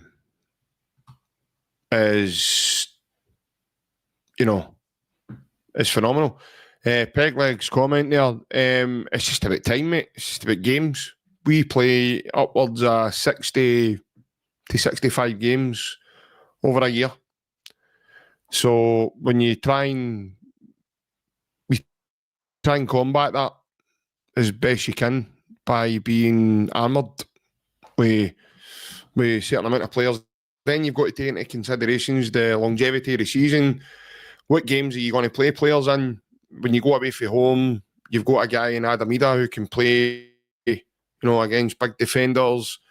Yamada's not exactly small. Again, I don't really want to make too much comment on him, Ryan. I've not seen him play. I've only read his stats and heard about him. So I'm just glad we've got a player in who's going to be active for that position. Again, that could push both Johnny Kenny and Adam Idah on. I would imagine a decision's going to be made on somebody. You can't keep them all in the squad and keep them there. If Celtic managed to negotiate the playoff tie, which I'm confident we will, then you're going to be playing 8, potentially 10 games again in the Champions League. So right away that gets added to all the domestic football you're going to play between the league and the 2 cups. So you just need to have the right ammunition in order to go and have a go at it all. I think if we had, Adam Idah, Yamada, Johnny Kenny, and the option of maybe Maeda for the cup final, I think we could have been better equipped, mate. And I'm going to stick my neck out in the line and even add Yamada into this conversation and just say that we, no doubt in my mind, mate, we would have caused Aberdeen a wee bit more problems there. No, how proud I want to say it. I'm not saying it again. We've mentioned it about 20 times in this podcast. No, I do believe that if we had a bit more animation going forward in the final third, mate, we would have probably won the treble. And as well, we had Tati been there as well, and Jota. Tati and Jota were the ones that, mate, personally, because they two are massive quality. A Pete Jota and a Pete Tati would have really helped you, and especially maybe the last 15-20 minutes of the game. So, and an extra time as well for maybe if they're on the bench as well. So I think I'm probably going to say maybe Osmond might be the one that might go on loan. The viewers might have an opinion on that, about he's not played the last 2 games now. For me, that's maybe telling. He's not done any more game time as well the last 2 games. We'll see if he's in the game time in the Como tournament. But if he doesn't, JP, I don't know about you, but I'd feel that he's maybe the one that's going to go on loan, and then he'll decide if Kenny goes on loan maybe as the window goes on. I don't think Kenny's maybe one right now. It might be as he goes along, but I think Osmond might be the one. And I've seen some comments as well asking who do we think and its captaincy is going to be. For me, it's a bit early to say that, but if I was going to put my neck on the line, it'd probably be either AJ or KT, probably, I would say. Because I think this might be Carter Vickers' last season, personally. That's just my personal opinion. I think this might be the season after the here he goes. So I'm probably going KT's probably your natural leader, JP, or AJ, but I'd probably say, with the sounds that KT's want to be here for his career, for his presser. So after Cal, I think you probably need to look at it. Maybe it's a bit early to look at it, but I'm probably going with KT. I think he's an absolute standout, and I hope he is here for the rest of his career, because I know we're touching on JP, but to get him back, man, it's frightening. Yeah, I think there's Baz comments as well. We've still got another wee video to play, Ryan, so obviously I'm not going to take too much time on this. You look at his 1-2 with Atati, he just goes round Sandro Tonali as if he's not there. He absolutely loses him. And his crossing ability to your big pal. By the way, I want to touch on that individual header. I know that's a great header, man. The way he just goes and attacks it, and it just goes right into the top corner. But the delivery from KT was just sublime, mate. And it's, to hear the evasion he gets, I can understand why Rodgers done what he done. I can understand why he, I know you're saying there he's, you thought he'd have started again, but I do get why Brendan done what he done and brought him on into the second half, because I think Brendan thought Kieran deserved that kind of welcoming from the Celtic fans that were there. So So yeah, I can understand that, but his delivery line for the goal was nothing short of tremendous, mate. Oh, it was frightening, mate. Like I said to you after the game, and the difference agrees with JP. I generally, the Celtic media team and the Celtic Twitter page and Facebook, etc., they're publicly sending out quite a lot of Celtic. We've signed him back, come back for the creative union, this and that. But see, in terms of the Scottish media, how this signing is not getting hyped up to be something ridiculously amazing. Well, I said it on here, Ryan. I said it on here, mate. He's the best signing of this transfer window. We've literally got a 40 or 50 million pound left back for nothing. Now, I'm not just saying that because of who he is, and I'm a Celtic fan. He's a Celtic fan. He was playing with Arsenal. And the only reason he was not playing with Arsenal every week was due to injuries, and potentially Arteta might not be his biggest fan. Now, I don't know that. I'm just looking for the outset because all the Arsenal fans were raging that he was leaving for nothing. They were raging that he was leaving. Yeah. For me, he's borderline potentially as world class. There was links from years ago to Real Madrid and they just pies out the skies. He's a top class left back, and the fact that we've got him, not for nothing, because you've still got a good sign on fee, and he'll still get a very, very good wage and stuff like that. But no, I agree with you, Marcus. The board B might say they might be tight or they might need to spend money, but Kieran Tierney's not coming here for pennies. He'll be on, I'll say, listen, 40, 38, 40 grand a week potentially, and he's probably getting 3 million, 4 million, whatever his sign-on fee to cover his Arsenal wages. I'm totally wrong in that, fair enough, but I'm just trying to gauge. He's not coming here for a grand a week and 2 grand sign-on fee. He's coming for a hefty wage packet because they know how good he is. And if we went and signed somebody, JP, he has quality, how much do you need to spend? Because there's no other club signing a player of that calibre in this transfer, in any transfer window. Even I say 50 million, what I mean is you're talking big money, mate. Maybe 50's away, delusional stuff, right? But you're talking at least 30 million pounds or Tierney to buy him if he was under contract with Arsenal with maybe 2 or 3 years left. The only reason we're getting them cheap. Ian, here's a good go. Based on that point, Ian, here's a go-to, right? The boy in Mbeumo has just signed for Man United for 71 million from Brentford.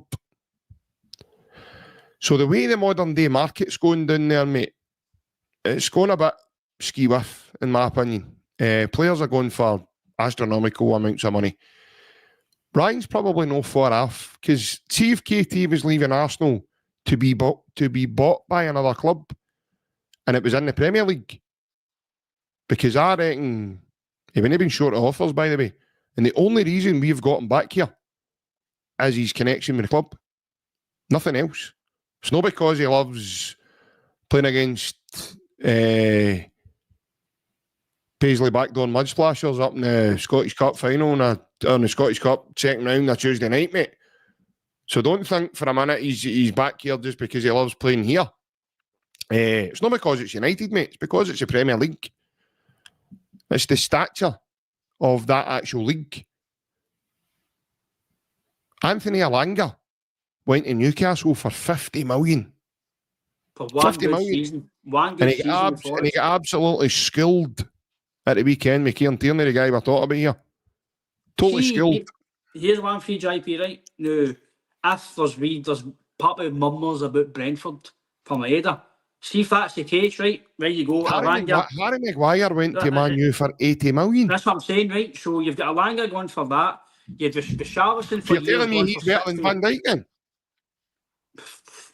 And he only went to Liverpool for 75. You've loads of people down south, right? See if Diaz and Maeda, me and my dad were talking about this today, right? See if Diaz and Maeda was playing for Everton now, right? Or West Ham or whatever, and Brentford try to sign him. How much is he going for? 50 million, say? 45, 50 million? Easy. Right? So see if I'm the Celtic board, see if we got offered 20 for Maeda. I'm sorry, just cough up. 20 million pounds for if he was playing with Everton, they'd be double that. I'm sorry, JP, we cannot let him go. If you're talking 30 million pounds, then I would say, you know what? Aye, that's maybe just about roughly. I can maybe take that. But 20 million pounds for Diaz and Maeda, mate, no chance. people may think I'm crazy saying you're rejecting that.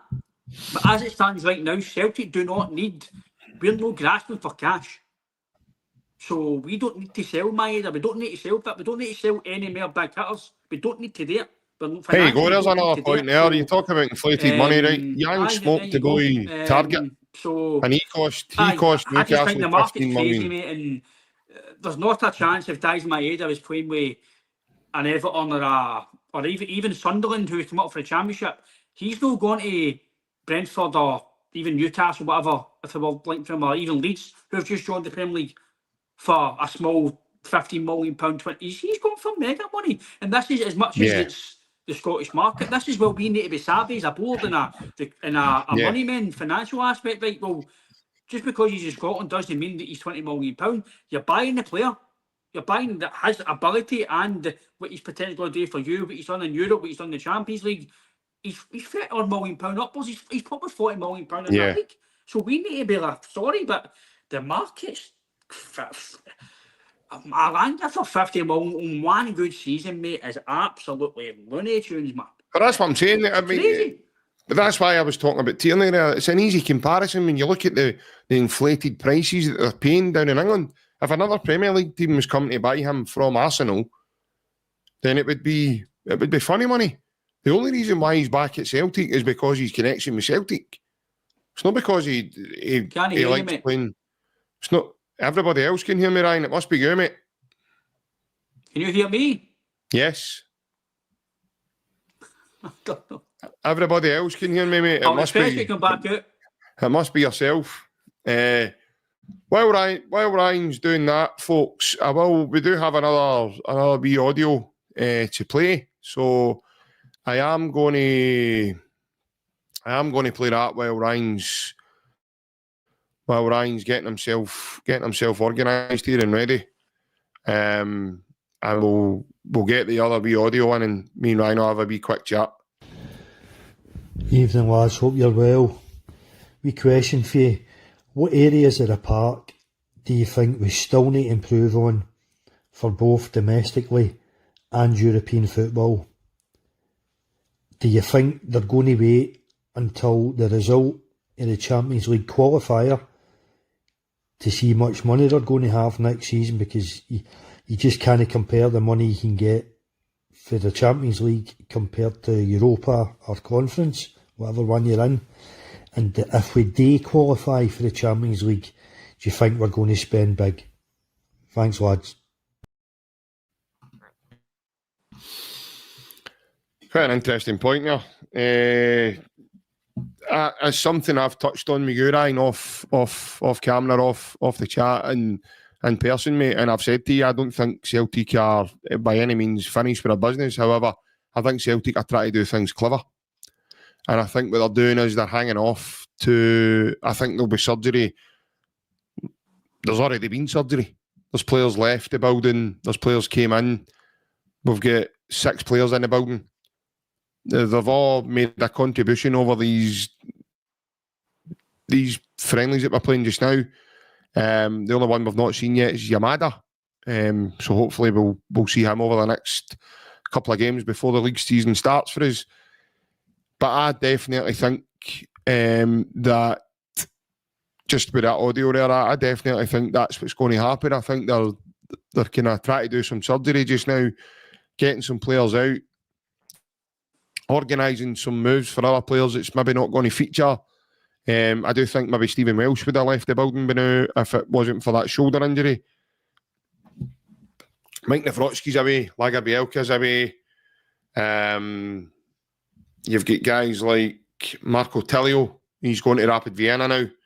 Lewis PALMA signed for Lech Poznan today. So these guys are out the building. Nicholas Kuhn's been sold. He's the only one that's really been sold for big money.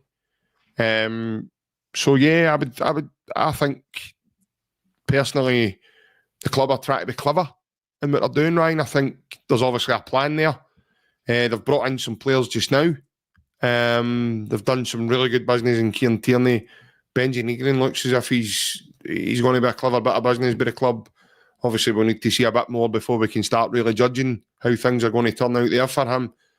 Young Callum Osmond's played a couple of friendlies, but like you've picked on, he's not played the last couple. He is still young. He's not played in the first team before. That is a cross-border signing, right enough. We've got a couple of young lads for Japan now getting added to the roster. But I do think they're waiting, right? I do think because I think Big Rabbit usually comments. He's obviously not in tonight. I've not seen anything from him. He mentioned it as well. And I think business starts to happen as the window starts to expand. So Celtic have got a playoff to play. And I do expect another one or two signings in before we even get to that playoff. I do think that will happen. And it'll be players that will come in and obviously come into the team. But I think there'll be other surgery done, Ryan, when our fate is sealed, as in, like the audio says there, in terms of whether we're going to be playing the Champions League, if it's going to be Europa League. And that'll also determine, I think, Ryan, for me, maybe other members of the squad that might also move on or not necessarily remain at Celtic and be part of the team this year, mate. It's quite a good point. Personally, I don't think you can wait. You shouldn't be waiting. You should be trying to progress the team as soon as possible if you can, as quick as you can. Obviously, I listened to a bit of Go Radio today, and it was Barry Ferguson, McGrew, and even Ferguson was saying as a manager, ideally, you want every player in for pre-season. That's what you want. You want your team as sorted as you can. I don't think we can gamble, JP, on make the Champions League because you need to progress the team as you can give the manager the best chance to progress. Yes, you might not be playing your Bayern Munich or Barcelona in the playoffs, but they're still going to be tricky ties. They're still early on in the season. Players are still bedding in. I'm probably going to agree with you. I don't think we'll go and sign four or five players before the playoff game, the first leg anyway, before they can obviously register for the next one if you qualify. So I'm probably going to go with, before the playoff, I'd like a striker and maybe a winger. I think you'd be, as long as CCV's fit, I think you'll be all right with CCV, and if it's Trusty that plays next to him for the playoff. But I don't think it's going to be Trusty, Ryan. I think a winger is a priority, and so is a striker. I think they two are a priority for the playoff. But then again, I'm thinking that Brendan might go, do you know what, we'll pay that money for either. I'll play him in the playoff, and this is his big chance to see how he is. And then after that, we'll sign the striker.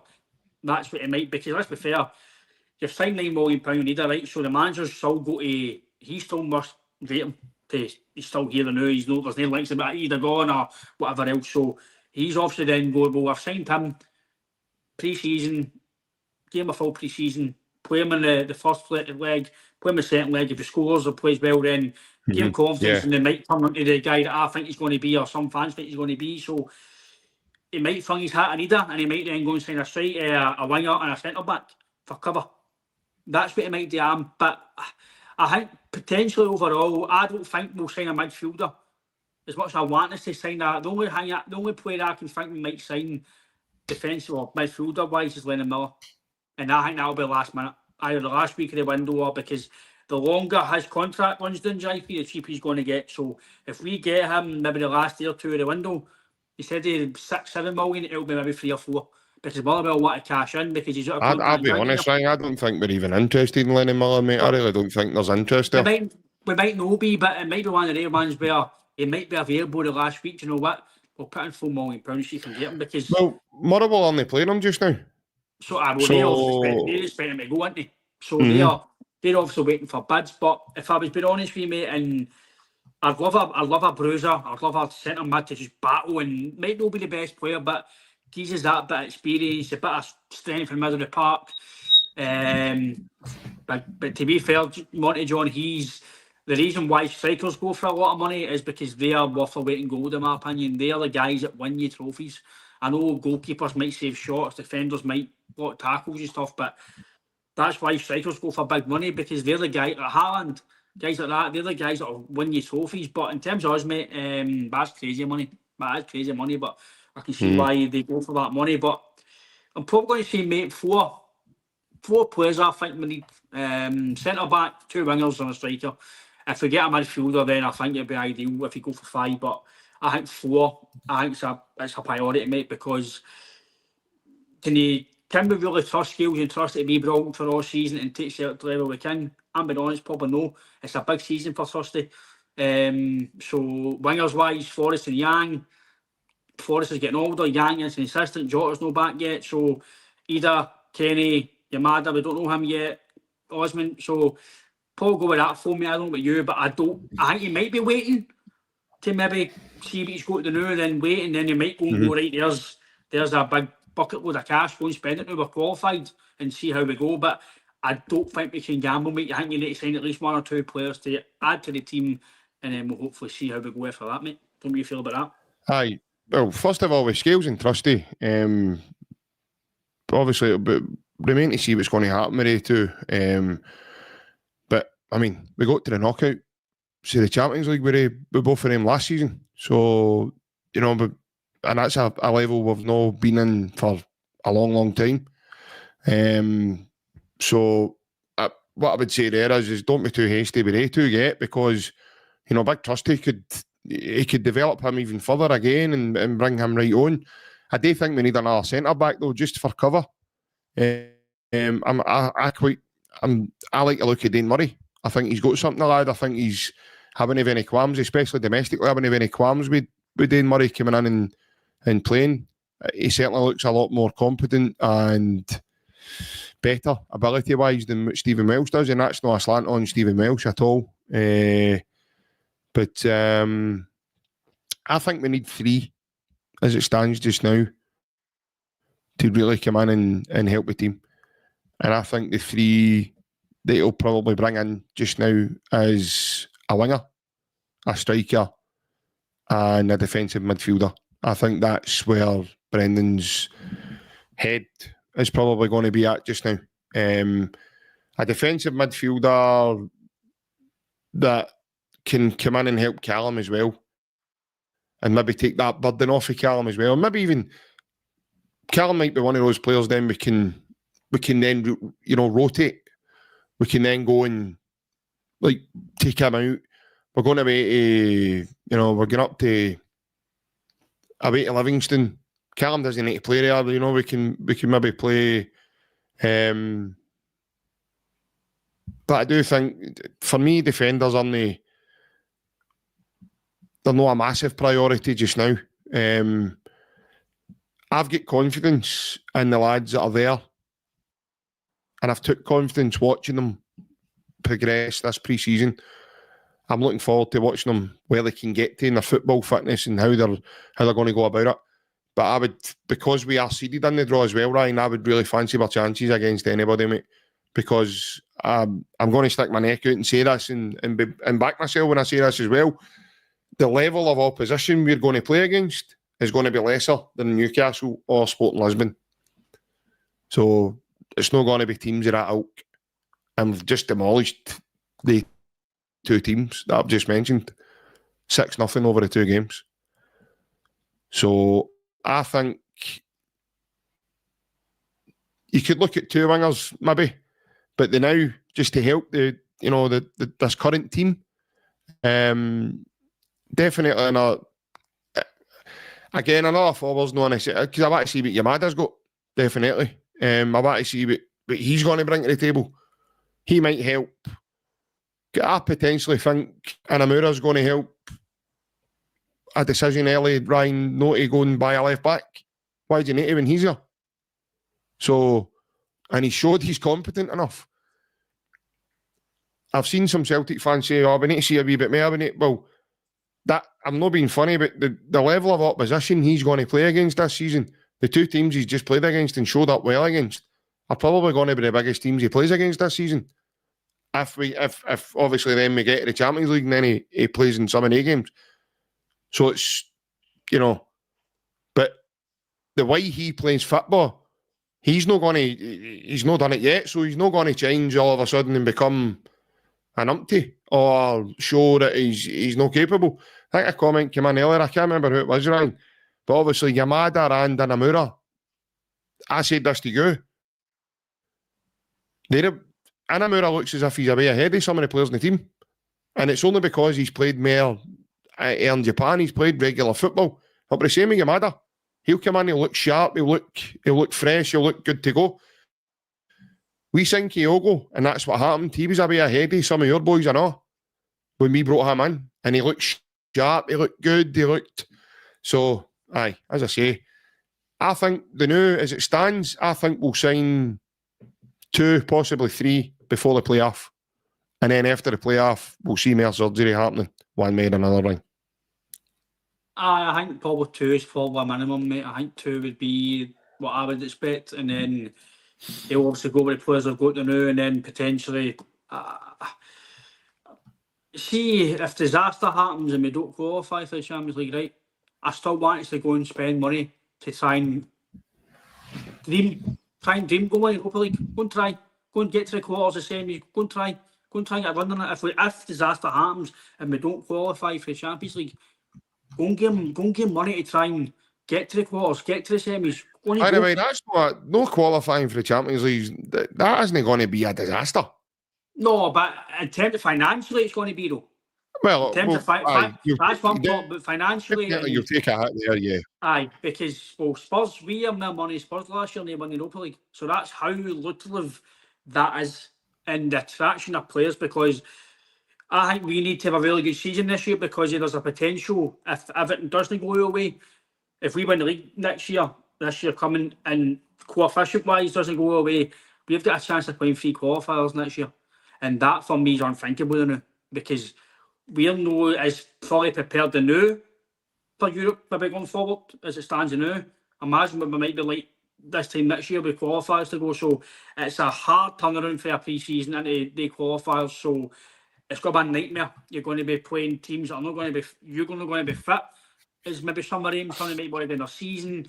It might be away to, like, if it's Serbia or all these foreign countries, it's hot. It's no nice to play these qualifiers early doors. So for me, it's an absolute must. We qualify for this year, mate, for Champions League. But it's a must for me.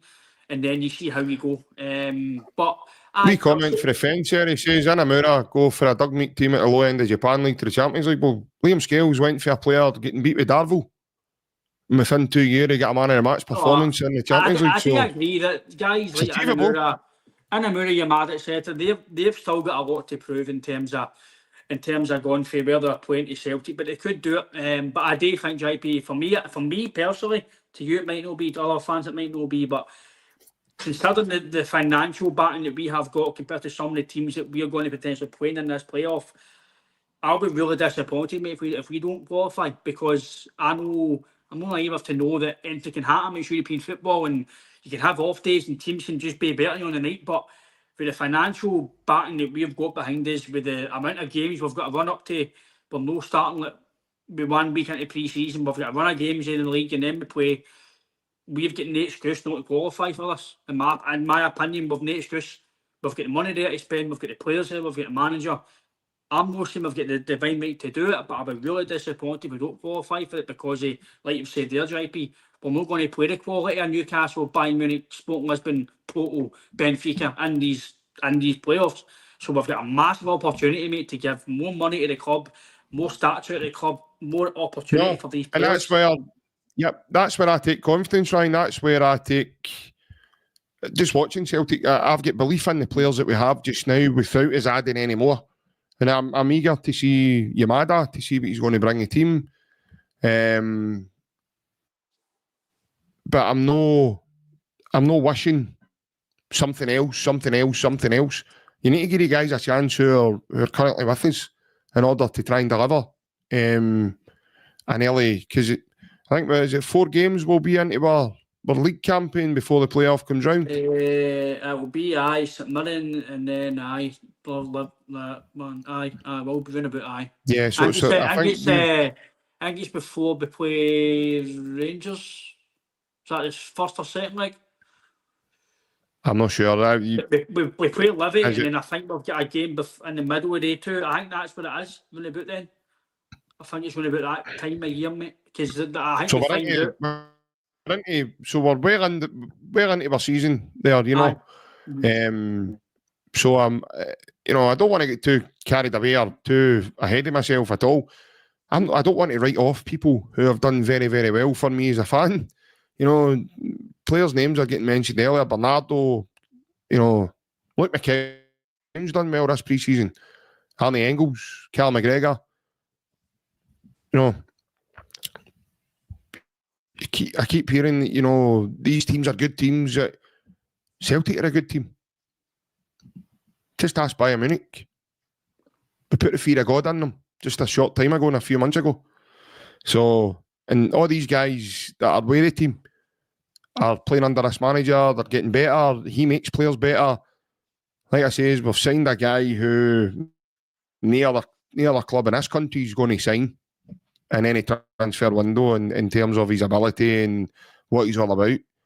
We've got a guy, unfortunately, he's out injured in top class, in my opinion, in Jota, who's still to come back and add to this group again without even signing anybody. So, yeah, I've got full confidence in my team, Ryan, that we can go and really, really do a bit of damage, man, and really cause any team major problems, mate. I know. Listen, mate, we've got the manager there as well, and he's no naive enough, mate, to go into these tournaments or the playoff and think that we can get beat. He's no stupid enough, but he's that, in my opinion, he's that elite enough that he'll have them sharp and fit. Listen, the guys who are here now, they'll be fully wound up for these games. So it's not about the guys who are here. It's that I don't want us to play a playoff and potentially disaster happens and you go, what if I had one or two players to help? I don't want that to happen. So like you're saying there, if we maybe get two players in to help the team, and then if they don't get through, then let's be fair, mate. Like I said to you last year, we'd probably no excuses, mate, with the draw we had, the signings we made, the money the manager got. If we didn't do reasonably well, then it's down to the players not doing well because they had everything at their disposal last year. And it's similar to this now. We've got the money there behind us. We've got the manager here. We've got experience already. Yeah. This tournament. So I'm the same as you, mate. I think we will qualify. I think we will get through. I think we'll be good enough to get through. But it's just you still need to obviously turn up and win. But like I say, we'll touch on that. But I do think, mate, 2 signings before the play off, and I think it's hopefully tide is over. Yeah, 100%. Well, I'm afraid that's all we've got time for in this Monday evening. We will be back tomorrow with our good man from Japan, Mr. Dan Olovich. He's a Japanese journalist. Dan will be giving us a lowdown on the new lads that we've just brought in. Obviously, we've seen one. We've still yet to see the other one. But it'll be a bit more of an in-depth chat regarding the two individuals and what they could potentially bring to Celtic. For anybody that's maybe new to the channel, Dan has been on a couple of times with us, Ryan, previously, and obviously, as we've got a very good Japanese connection now and have had for some time, Dan's very knowledgeable. Obviously, the J Leagues and everything that's happened over there and everything else. And each time he's been on, mate, it's been a very good chat. He's very knowledgeable, mate. That's his kind of forte, shall we call it. So, Dan will be with us tomorrow. Can I get an in-depth, detailed chat about the two guys we've just signed, Inamura and Yamada. We really don't know much about them, so it'd be good to know probably more about Yamada because we've not seen him yet, and obviously why he's came here, what he can bring, and so it'll be good. It'll be a different chat, obviously, from this type of chat tonight. It'll be more in depth, and we'll still try and get a wee laugh with Dan. But it'll be I think that's the first time MD's ever called me and you sensible, right? I know. Well, Marcus, next time we're out, mate, we'll send a video into the chat and you'll see he's no sensible. Listen, Marcus, I can vouch for these lads and tell you sometimes they're not very sensible. No, I appreciate that, mate. Thanks a lot. Again, it's all good debates. I know we've all had a wee heated debate in it about Engels, Neither, but listen, it's all about opinions, and this is why we do this. We want people to come across with opinions and debates. It just depends, Francis. It just depends who's on the phone, in, mate. It just depends who's on it, mate. Sometimes you get one or two annoying ones, you know. Wonder who that is. But no, I think tomorrow will be a more serious chat with Dan. It'll be a proper in-depth chat about the Japanese league and the players and catch up with Dan. But no, he's really knowledgeable and looking forward to chatting with him, mate. Definitely. But good for the channel, good for the viewers or guys I've not really known about the Japanese football or just the players I've seen. So yeah, looking forward to it, mate, and hopefully you can all tune in. Hi. What time is it at, Ryan? 11:30 in the morning. 11:30 in the morning. There is a time difference, folks, as well. So obviously it's evening time in Japan at that time, and it's 11:30 UK time. So at this time just now, I think Dan will just be turning over, Ryan, won't he? He'll be snoring now. He'll be sitting thinking about Ryan's got to talk about Liam Scales and more. Aye, he'll be sitting dreaming about your as you said, your Liam Scales repertoire there is there. And your wee because I think you sent him a copy of your memoirs, didn't you? Obviously writing to Liam Scales then again. It'll be half 11, Joseph. It'll be on. He's the only guy I know that puts Vaseline on his heater before he hears a ball. Aye, that's in my cupboard though. By the way, just before we go, did anybody see Anthony Gordon on Saturday? Aye, he looked as if he'd just been rejected after casting the remake of the Karate Kid, didn't he? He's just came from Wimbledon to Celtic Park, man. I know. Shared her in with Beyond Borg. You're Bog's love child. I get two of them at the same barber. Aye. Oh, it's like Stephen Presley and Robbie Nielsen. That the two. That's his dad. Yeah. By the way, I think Dundee in trouble. By the way, if they keep. We'll talk about that another time. Definitely. We've kept everybody long enough, I think, for one evening. But thanks again to everybody that's tuned in with us. We do appreciate it.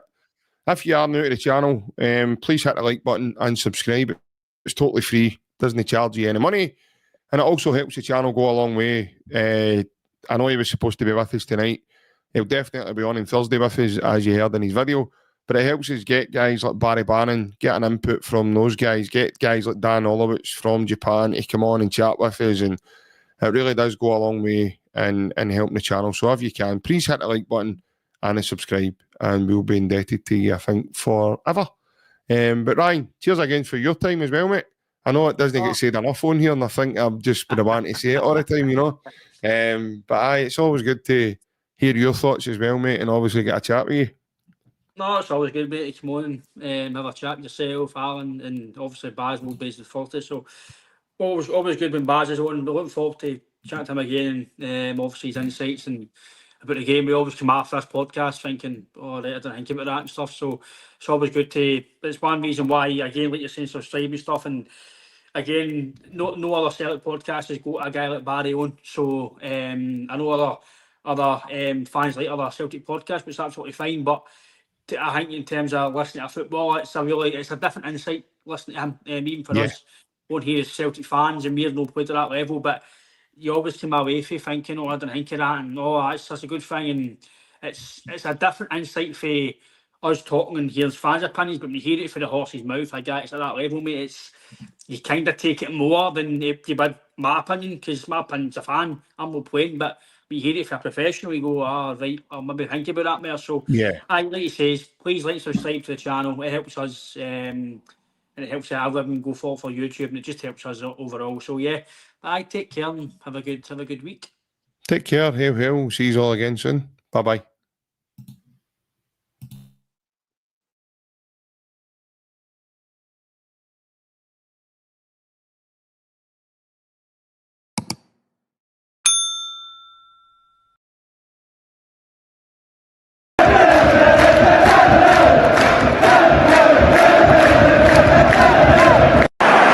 Sets up Larson here. Larson. Oh, he's in! Henrik Larsson! That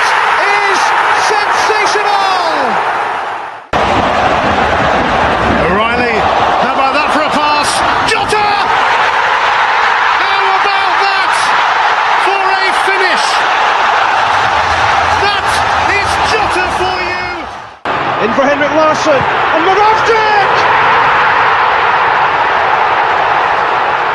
His first goal for Celtic! Here is Shunsuke Nakamura!